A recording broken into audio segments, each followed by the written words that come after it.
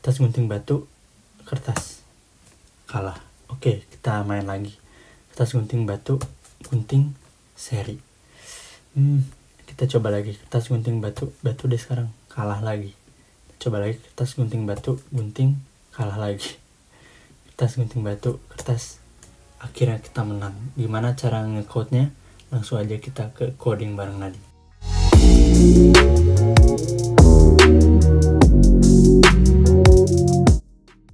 Oke, jadi sekarang kita udah punya file mainnya di sini. Dan pertama kita akan import yang namanya random. Kenapa kita import random? Karena kita akan butuh itu nanti yang namanya random choice.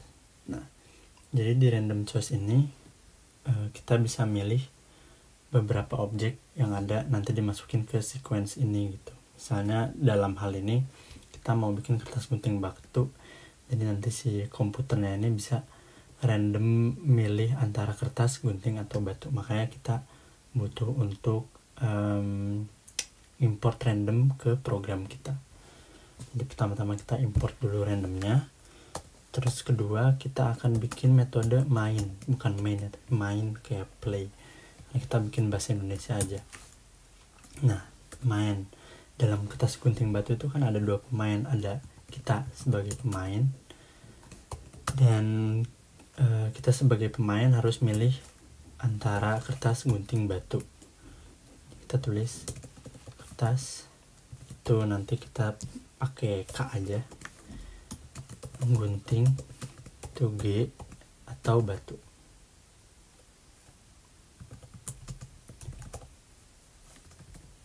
Batu tulis semua.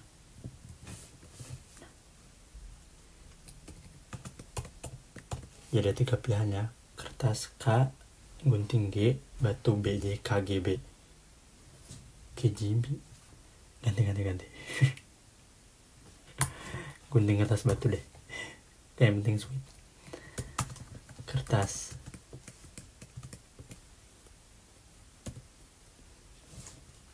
KGB girls. Nah, setelah ada pemain itu ada musuh, karena kita pasti kalau sweet tuh berdua doang ya, sweet bertiga tuh kadang aneh. Nah, di sini kita mulai pakai si random choice-nya. Random choice-nya ini kita bikin sebagai list. Jadi ada kertas atau gunting dulu, kertas, batu. Nah, kayak gitu. Jadi kita sebagai pemain kita masukin, kita mau ngeluarin apa, gunting, kertas, atau batu. Dan si musuh di sisi lain dia akan milih random choice yang kita nggak tahu pilihannya itu apa. Nah, lalu kita mulai masukin if conditions. Kalau misalnya pemain itu sama dengan musuh, sama kertas, amin. Pemain kita sama-sama kertas atau gunting sama-sama gunting, batu sama batu, itu dia akan ngasih feedback atau return seri kayak gitu. Nah, jadi kita selanjutnya akan bikin metode yang lain, yakni metode menang. Jadi kapan sih dia akan menang? Dengan parameternya ini pemain dan musuh, kita samain aja. Nah, sekarang kita masukin if conditions. Kalau pemain itu sama dengan B, batu, dan musuhnya sama dengan batu, itu kan menang kalau misalnya lawan gunting. Kalau misalnya musuhnya G, berarti masuk menang. Atau kalau misalnya kita apalagi gunting dan musuhnya ini adalah kertas, itu juga kita bakal menang. Atau kalau misalnya pemainnya ini kertas, gunting, batu, kertas, dan musuhnya ini batu, maka itu juga bisa menang. Kalau kita sengaja tik 2 di sini, itu kita akan dapat true. Nah gitu ya. Jadi kenapa true? Karena kita akan masukin si metode ini ke metode main. Nah, if menang pemain atau musuh dan musuh sama dengan true, maka kita akan dapat pesan, selamat, kamu menang.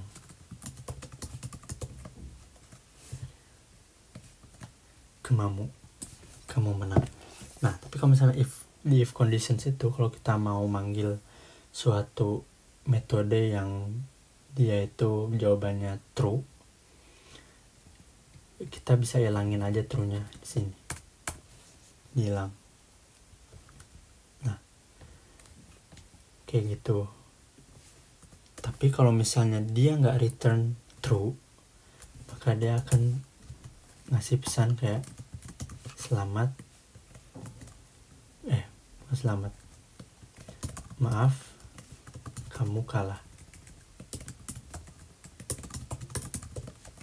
Kayak gitu. Jadi ini akan true kalau hasilnya ini batu menang, kita batu terus musuhnya gunting, kita gunting musuhnya kertas, atau misalnya kalau kita kertas dan musuhnya batu, itu jadi true, berarti kan bener menang. Kita menang gak sih? Ya. Jadi si if condition sini kayak mempertanyakan, kalau kita menang, dan menang ini berarti true kan, maka kita akan dapat ini. Tapi kalau misalnya kita nggak menang atau kalah, kita akan dapat pesan maaf kamu kalah. Tapi kalau misalnya ternyata sama, kita akan kesini main sama dan musuh. Jadi kita recap lagi ya. Pertama-tama kita harus import random, karena kita butuh random choice yang nanti bakal digunain sama musuhnya. Terus untuk pemainnya kita kasih input, kita bisa masukin gunting, kertas, atau batu. Nah, kita udah mendeklar variabelnya, ada variabel pemain dan variabel musuh. Terus pertama-tama dia lihat dulu pemain sama musuh ini sama nggak. Kalau misalnya sama, dia akan ke seri ini, tapi kalau nggak, dia lanjut ke sini. Dia akan lihat apakah metode menang ini true atau enggak. Dia akan loncat ke metode menang ini yang udah kita definisiin di sini. Terus dia akan lihat apakah kita benar menang gitu lawan musuh yang komputer mainin ini. Kalau misalnya ini true, ini tuh benar-benar terjadi gitu ya bahasanya, maka dia akan ngasih pesan selamat kamu menang. Tapi kalau misalnya dia udah kesini ternyata nggak sama, terus dia udah ke sini juga, if yang menang ini ternyata nggak juga, maka dia akan langsung loncat ke maaf kamu kalah. Kayak gitu. Nah, kita langsung coba aja. Pertama-tama kita harus manggil si metodenya dulu. Ini metode main. Jadi kita mainnya di sini. Gitu. Kita main, maka akan ada kayak gini, gunting, kertas, batu. Nah, kita tulis B. Nah, di sini dia nggak ngasih feedback apa-apa. Kenapa? Karena turunin dulu. Nah, karena kita nggak ngeprint hasil dari permainan ini gitu. Jadi ini tuh ada hasilnya. Kalau nggak seri, menang atau nggak kalah. dan ini dia nge-save-nya untuk diri sendiri aja, kita nggak tahu. Jadi kita nggak tahu kita tuh menang kalah tahu sebenarnya sering nggak sih. Kenapa? Karena karena kita belum print. Jadi untuk kita tahu jawabannya kita harus ngeprint hasil dari si metodenya itu tersebut. Nah sekarang kalau misalnya kita coba lagi, pertama clear dulu, terus kita run, gunting kertas batu, misalnya kita masukin gunting. Nah maaf kamu kalah. Nah baru sekarang si hasilnya ini ke print, jadi kita bisa lihat hasilnya itu apa. Saya kita coba lagi, play lagi, kertas gunting batu.